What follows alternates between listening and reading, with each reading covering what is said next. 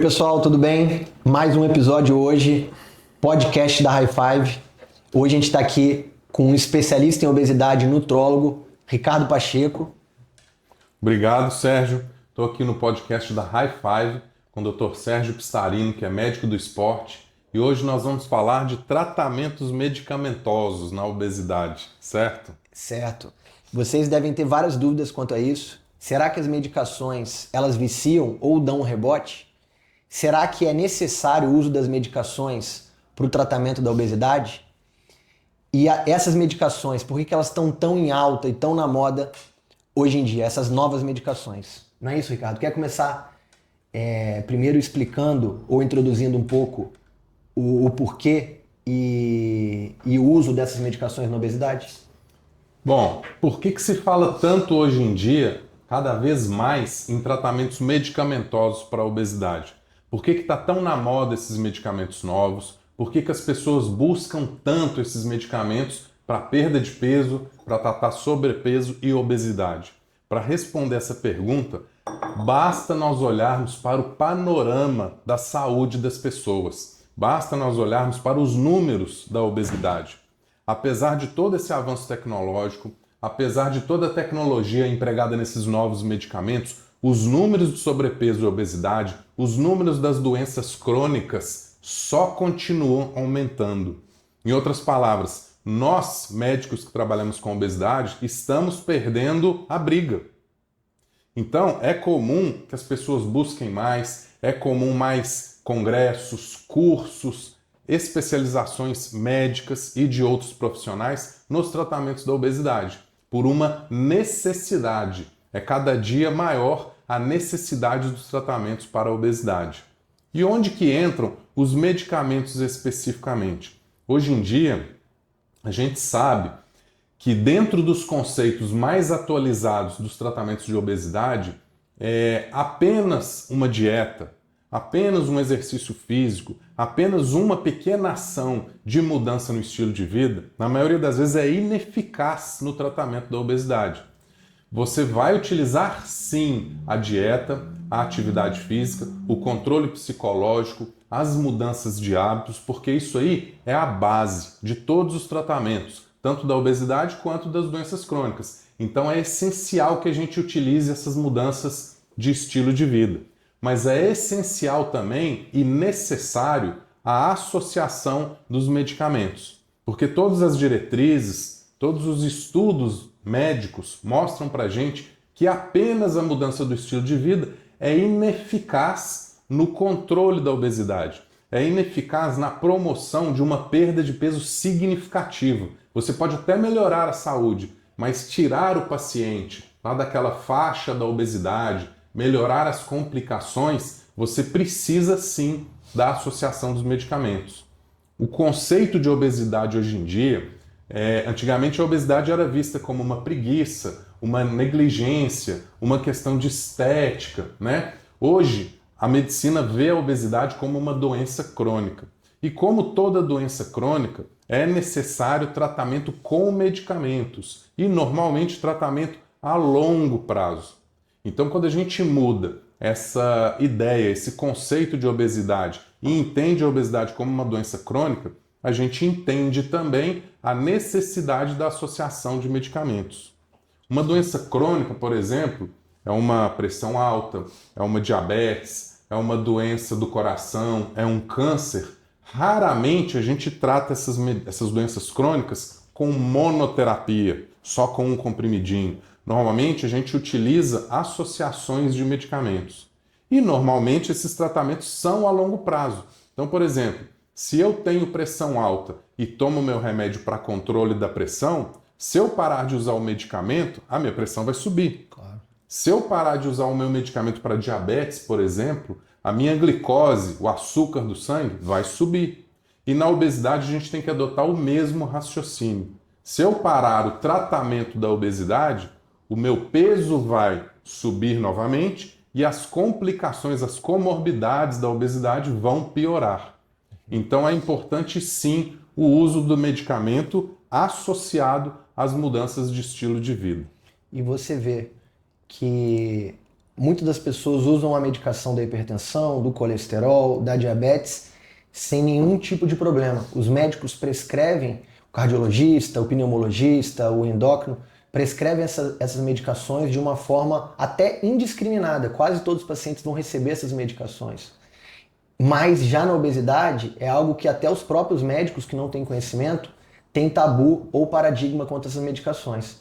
E lembrando que às vezes a gente se depara com pacientes que estão ali com 4, 5, 6 remédios, igual você falou, uma polifarmácia, para tratar colesterol, diabetes, hipertensão, ácido úrico, etc. E a causa base disso tudo é só a obesidade. A obesidade. E para a obesidade a gente não vai usar o remédio? Exatamente. Sendo que para o controle das comorbidades a gente pode usar, a gente não vai na raiz do problema. Então isso tem estigmas, muitos estigmas, né? A gente vê hoje em dia. Então poucas pessoas, até profissionais, eles têm um apoio para todo esse tratamento. E aí as medicações, elas são ainda as melhores escolhas, elas estão junto com o estilo de vida, mas fica um paradigma, né? Como que eu vou cuidar uma doença crônica que tem CID, que tem Código Internacional de Doença, só com orientações? Alguém chega no seu consultório ou chega em outro médico e o médico fala, você tem pressão alta, você só vai fazer isso aqui e vai sair sem remédio? Ou você está com diabetes, você só vai fazer isso aqui e vai sair sem remédio? Então, o remédio ele tem a sua importância significativa mesmo no tratamento, só que ainda, apesar de ter muita moda sobre o remédio e as novas medicações que a gente vai apresentar hoje, também eu trago essa perspectiva de que ainda tem um grande tabu, inclusive na questão médica, né? Poucos profissionais são habilitados e capazes de conduzir esse tratamento, né? Infelizmente, sim. Infelizmente, a gente tem muito preconceito contra a obesidade, muito preconceito contra os pacientes com obesidade. Existem poucos profissionais realmente habilitados, capacitados para tratar pacientes com obesidade. E mesmo dentro da endocrinologia, isso é importante a gente comentar, porque a população ela enxerga ainda como um médico especialista no tratamento da obesidade o endócrino. Só que quando a gente vai analisar isso no nosso dia a dia, nos bastidores, na nossa referência e contra-referência, né, a gente percebe que até os endócrinos não tratam a obesidade, eles estão tratando as consequências da obesidade. Então, a gente vê que ainda esses pacientes eles estão desamparados e ainda às vezes vão parar na mão de algum médico ou de algum profissional que ainda vai desqualificar o tratamento correto. Exatamente. Então, assim, hoje existem várias especialidades médicas se especializando em obesidade e todas elas estão se beneficiando do tratamento da obesidade. Mas voltando ali aos preconceitos, o preconceito ele está incidindo tanto sobre os pacientes com obesidade quanto sobre os médicos que fazem tratamentos para obesidade. Infelizmente, pela população geral e até mesmo por profissionais de saúde, por médicos que em pleno 2025 falam mal dos medicamentos para obesidade. Falam, esses remédios para emagrecer. Então é uma coisa que a gente tem que vencer, esse preconceito, esse estigma que tem contra o tratamento medicamentoso.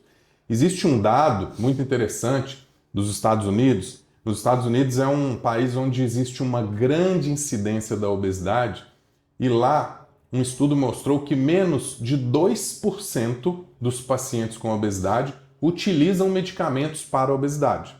No entanto, a maioria desses pacientes gasta fortunas com medicamentos que eles compram pela internet, com fórmulas manipuladas, com suplementos mágicos, com pílulas mágicas que prometem emagrecimento e não entregam perda de peso. E esses medicamentos digamos assim, underground, eles pioram o preconceito contra o tratamento medicamentoso da obesidade. Sim. Porque cria-se a imagem de que todo tratamento para a obesidade é a base desses produtos não comprovados cientificamente. Sim.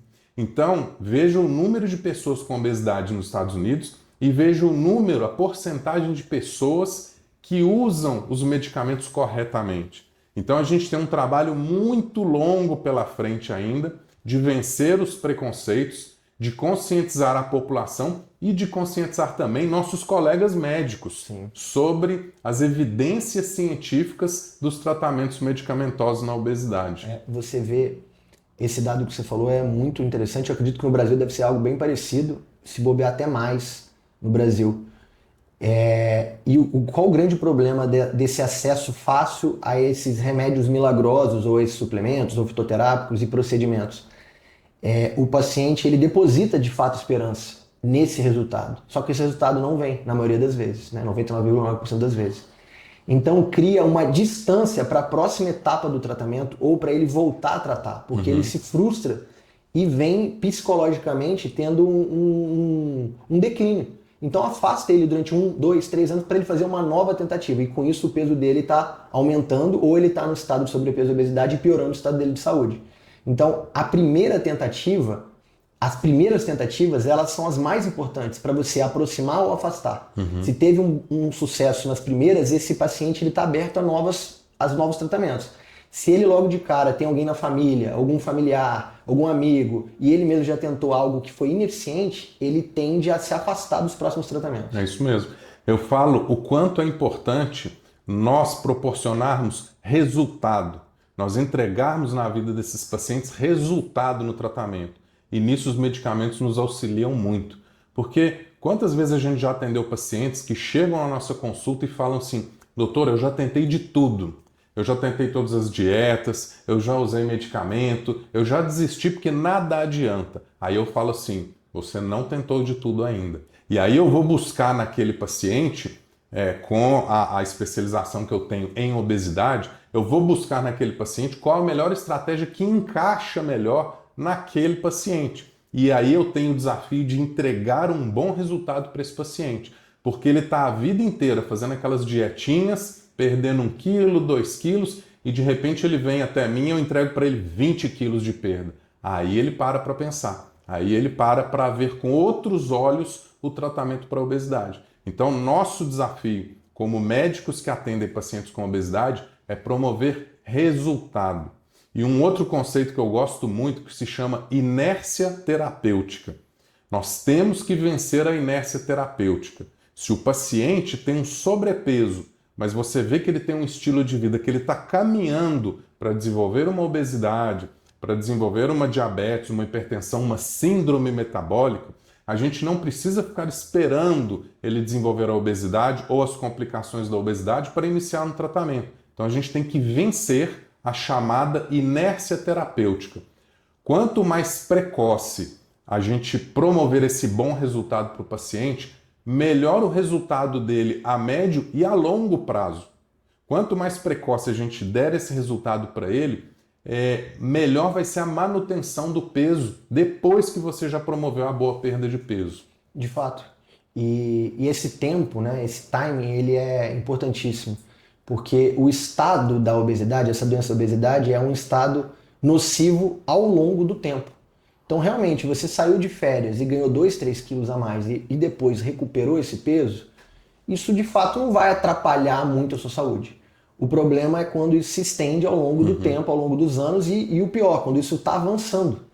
Então, a gente ter um tratamento efetivo e que vai colocar o peso lá para baixo, de fato, né, vai realmente o paciente sentir a sensação de que está mais leve no termo mesmo, literal. Ao mesmo tempo, nos exames vem a melhora da glicemia, melhora do colesterol, melhora da pressão arterial. Então, ele melhora o estilo de vida como um todo e a gente tira ele dessa sobrecarga. Exatamente. Então, ele consegue ver tudo com mais clareza, respirar melhor e confiar no tratamento. Isso é um fato. Já me perguntaram assim, por que você gosta tanto de trabalhar com obesidade? Por que você escolheu trabalhar com obesidade? E eu falo até uma frase que é meio clichê, mas que é real. Porque trabalhar com obesidade me proporciona realmente transformar a vida das pessoas. Verdade. Eu falo que trabalhar com obesidade não é apenas promover perda de peso, é fazer uma melhora metabólica, como você acabou de falar. Você melhora todos os indicativos clínicos desse paciente, você tira o paciente, por exemplo, de uma diabetes tipo 2, você melhora a pressão arterial, você tira ele, às vezes, de uma predisposição a câncer, porque a gente sabe que a obesidade está relacionada com vários tipos de câncer. E outra, você melhora a parte emocional do paciente. Então eu falo com as minhas pacientes, eu falo assim, nossa, como você está mais radiante. Não é apenas aquela beleza física externa, é uma beleza interna. A pessoa se redescobre, a pessoa melhora a autoestima, melhora a imagem corporal. Então você vê mulheres melhorando o cabelo, se maquiando, colocando uma roupa, melhora a vaidade da paciente. Então, eu brinco que eu dou a perda de peso, mas o que está por trás da perda de peso é a mudança, a transformação que acontece na vida da pessoa. Então, muito mais importante do que o simples emagrecimento é essa transformação, tanto emocional quanto biológica também. É verdade. E a gente, às vezes, no consultório também se depara com os pacientes chegando dessa forma, desacreditados, mas ao mesmo tempo vieram dar um voto de confiança no tratamento de novo, querem restartar o tratamento, né? E a gente, na prática, ouve esse paciente, né? Escuta esse paciente, tenta entender de onde está vindo esses problemas, sabendo que a obesidade é multifatorial, e acaba sendo na consulta uma quebra de mitos e paradigmas mesmo, né? Então, um ensinamento para esse paciente e uma reeducação, né? Porque a educação inicial foi de um jeito, a gente tenta reeducar ele de uma outra forma. E muitas das vezes mostrando para ele as medicações atuais. Porque também as medicações ao longo desse tempo todo foram mudando. Algumas medicações que eram liberadas hoje são proibidas. E antes não tinha as medicações que estão sendo lançadas agora. E graças a Deus, ao longo do tempo, essas medicações foram evoluindo com potência e foram evoluindo com eficiência.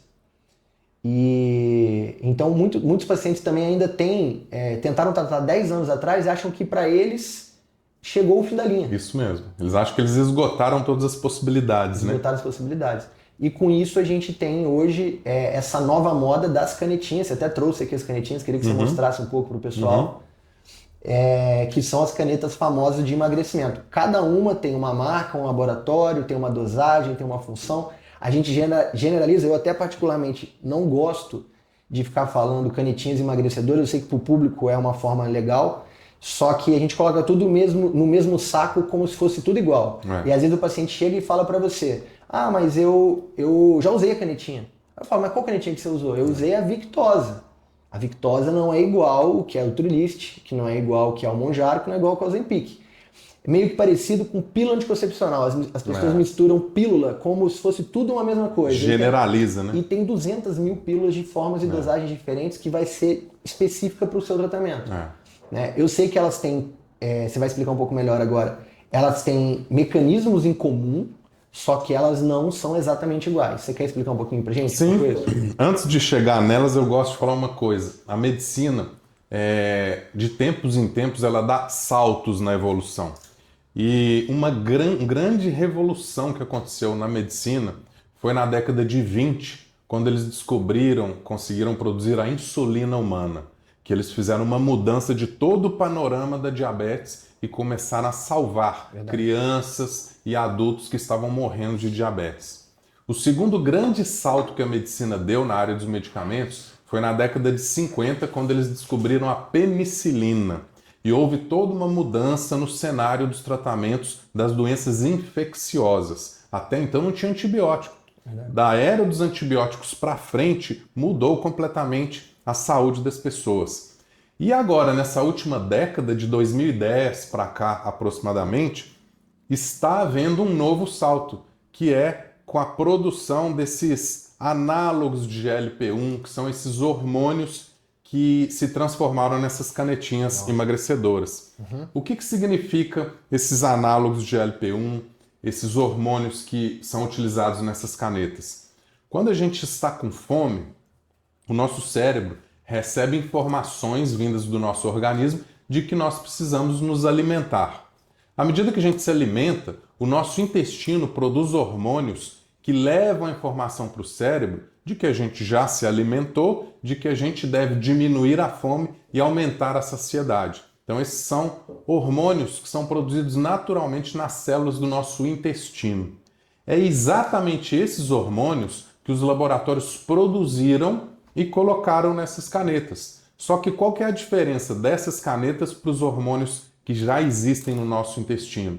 Que o sinal enviado do nosso intestino para o nosso cérebro, ele é muito curto e rapidamente esses hormônios já são degradados por uma enzima no nosso cérebro. Esses medicamentos produzidos em laboratório, eles tiveram uma mudança na sua composição de forma que eles tenham um aumento da sua meia-vida. O que é isso? Ele dura mais tempo no nosso corpo. Então existem medicamentos que você tem a duração de um dia, medicamentos que você tem a duração de uma semana, por isso existem alguns que você usa diariamente, outros que você usa de forma semanal. Mas eles produziram sim uma grande revolução nos tratamentos da obesidade, porque os resultados de perda de peso apresentados por esses medicamentos foram inéditos. Nunca se tinha observado a perda de peso que esses medicamentos vêm produzindo. Inicialmente eles foram lançados para tratar a diabetes, mas rapidamente foi-se observado o grande efeito que eles têm na perda de peso. E por isso que a gente fala que essa última década foi a década da revolução nos tratamentos da obesidade. Até então, você tinha medicamentos muito limitados no mecanismo de ação para promover perda de peso. E muitas vezes também eram medicamentos também off-label, medicamentos underground, que as pessoas prescreviam fórmulas manipuladas, não tinha uma linha de raciocínio a seguir, não tinha boas evidências científicas sobre os tratamentos da obesidade. E hoje nós temos aí esses análogos de GLP-1. Inicialmente, os primeiros a ser lançados foi o Trulicity, foi o Victoza lá em 2010, que era a liraglutida no Victoza, que depois aumentou a dose e surgiu o Saxenda. E alguns anos mais tarde eles mexeram mais nos hormônios e produziram a semaglutida, que veio o Ozempic. O Ozempic então foi a grande revolução dos tratamentos. Só que até então esses medicamentos utilizavam apenas um hormônio intestinal, que é o famoso GLP-1. São os análogos de GLP-1. Com as pesquisas, com o avançar da tecnologia, eles passaram a desenvolver medicamentos que utilizam 2 hormônios intestinais, como é o caso da tirzepatida, que é o famoso Mounjaro, nos Estados Unidos, o Zepbound. Esse tirzepatida, ele está revolucionando novamente o tratamento da obesidade. Por quê? Porque ele apresenta uma perda de peso significativamente maior do que a que o Ozempic e que o Wegovy já apresentavam. Por quê? Exatamente por essa tecnologia dele utilizar 2 hormônios intestinais. O GLP-1, que já era utilizado pela semaglutida, e o GIP, que é utilizado na tirzepatida. Dá uma mostrada pro pessoal na câmera, ver se vai conseguir pegar. Esse é o Mounjaro, né? É uma canetinha Mounjaro. Esse aqui é importado, ainda não vende no Brasil. Vai ser vendido nos próximos meses, ainda com uma data a definir, vocês vão ficar sabendo pela gente. E esse é o Wegovy, que já é uma medicação vendida, hoje é a medicação no Brasil de primeira linha, é a mais potente, né? Mas a todo mundo, tanto os profissionais, né, porque é uma arma, uma ferramenta importante para o tratamento, a gente está ansioso para a chegada do Mounjaro, também quanto os pacientes, né? O Ricardo comentou com vocês a respeito da eficiência, né, da nova revolução que o Mounjaro está trazendo, e vocês devem ter visto circular que ele pode chegar a uma perda de peso parecida ou até superior à cirurgia bariátrica. Cirurgia bariátrica, exatamente. Que seria o fim da linha que todo mundo coloca, né? Outros médicos ou profissionais, a gente sabe que não é o fim da linha também, eu acho que é um capítulo até para a gente discutir em outro podcast sobre cirurgia bariátrica. Mas imagina só você ter o efeito de uma cirurgia bariátrica usando uma medicação simples de uso na barriga, semanal, e ter essa perda efetiva toda, né? Então é uma revolução de fato. É uma revolução. Eu gosto muito de falar o seguinte, eu trabalho muito com motivação nos meus pacientes. Apesar de eu gostar muito dos medicamentos e eu trabalhar diariamente com esses medicamentos, eu gosto muito de lembrar os pacientes de não esquecer da base do tratamento. Que se usar apenas os medicamentos isoladamente também não resolve. A gente precisa ter aquela mudança de estilo de vida, com reeducação alimentar, prática regular de atividades físicas, controle comportamental, mudança de hábitos, controle psicológico associado ao uso dos medicamentos.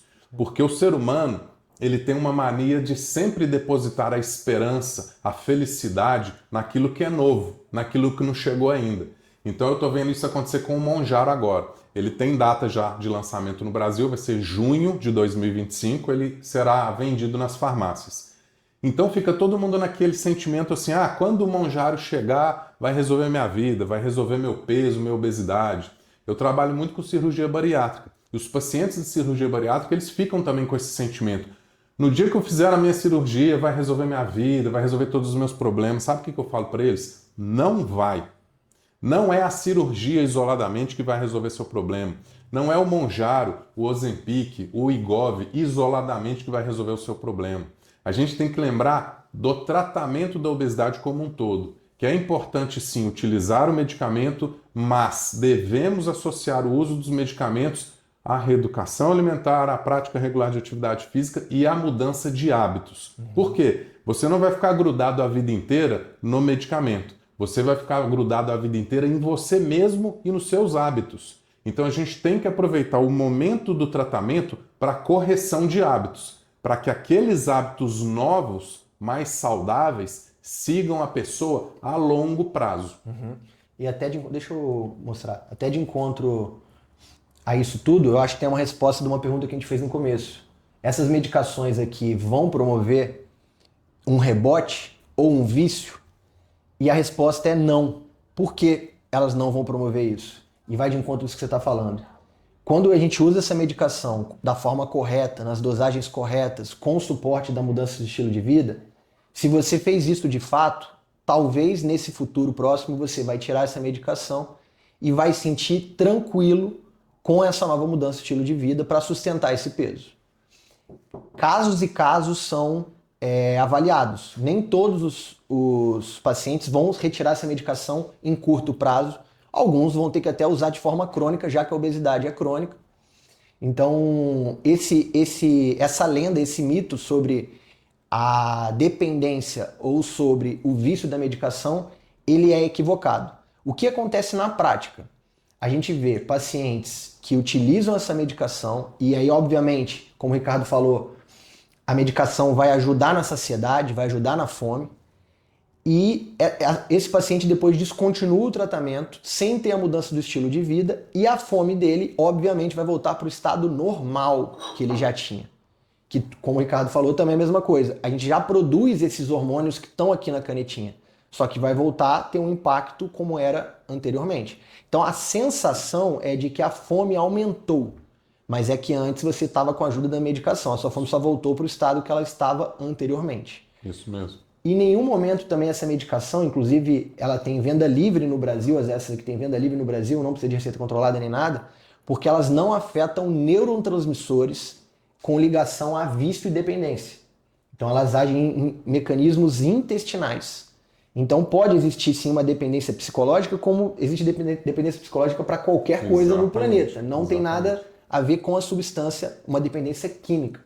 Então essa é um alerta, na verdade é uma desmistificação de mito, né?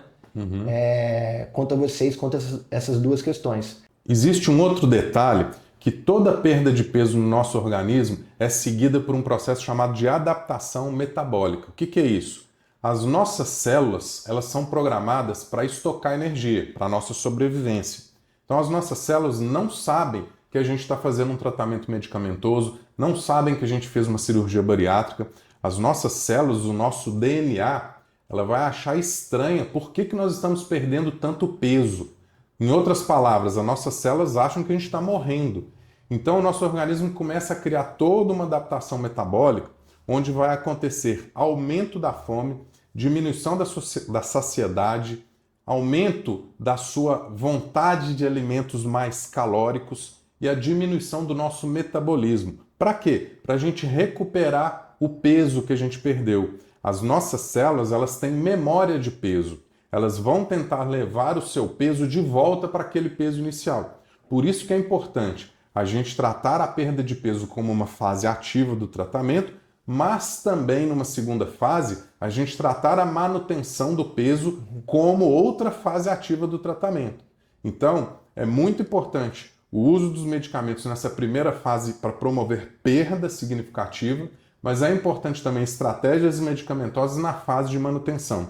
Existem pessoas que podem ficar sem o medicamento? Existem, desde que sigam aquilo que você falou, que realmente tenham feito mudanças de hábitos, que realmente tenham feito toda uma reeducação alimentar, tenham incorporado a prática de atividades físicas, de modo que consigam manter uma margem de peso próxima do peso normal ou do peso saudável. Mas existem casos em que as pessoas vão sim utilizar medicamento a longo prazo na vida. Mas, respondendo aquela pergunta, se o medicamento causa rebote, se o medicamento para de funcionar, não.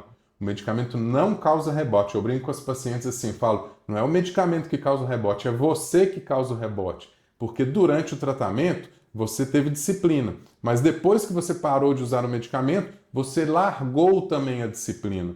Então, a longo prazo, é importante também a gente manter a nossa disciplina nos bons hábitos, porque eles são fundamentais na manutenção do peso perdido. Isso, e o monitoramento, né? Então, depois atingiu o peso-alvo, melhorou os exames, melhorou o estilo de vida, lembrar que você também pode, como qualquer pessoa, engordar de novo. Exatamente. Então, para quem já engordou em um momento, ela é mais suscetível a engordar de novo. Então, tem que ter esse monitoramento, às vezes com remédio, às vezes sem remédio. É a memória metabólica, né? Que é falado nos estudos de metabolismo. Bom, Sérgio, então a gente já sabe, através das respostas aí, que é importante sim utilizar medicamentos na obesidade, que o medicamento funciona, que ele não vai parar de funcionar, ou que ele vai causar rebote, né? Mas é importante também a gente colocar aqui a importância do acompanhamento médico durante o uso dessas medicações, tá? Dessas medicações e de qualquer outra medicação. Existe muito a crença, a moda de porque a amiga começou a usar o Ozempic, a outra amiga também tem que usar. Porque uma pessoa da família perdeu peso, aí eu simplesmente vou na farmácia, compro aquele medicamento e começo a usar. E existem várias situações, vários efeitos colaterais desagradáveis quando a pessoa começa a usar o medicamento sem acompanhamento médico. E os melhores resultados estão quando a pessoa faz o uso desses medicamentos, faz as mudanças no estilo de vida e tem acompanhamento médico e multidisciplinar. Então eu quero encerrar aqui a participação no podcast colocando a importância do uso dos medicamentos, que eu sou uma pessoa que trabalha com esses medicamentos diariamente e vejo os resultados deles, mas é muito importante também o acompanhamento médico e multidisciplinar durante o uso desses medicamentos. Queria agradecer, Ricardo, aqui a sua presença. Provavelmente a gente vai vir falando um outro episódio só sobre o Mounjaro, quando ele lançar oficialmente no Brasil. E se você curtiu, deixa o joinha. Se você tem alguma dúvida, a gente também vai deixar o nosso Instagram aqui, Dr. Ricardo e Dr. Sérgio. E nos comentários vocês também podem dar o depoimento de vocês. A gente vai fazer questão de responder a todos. Até o próximo podcast.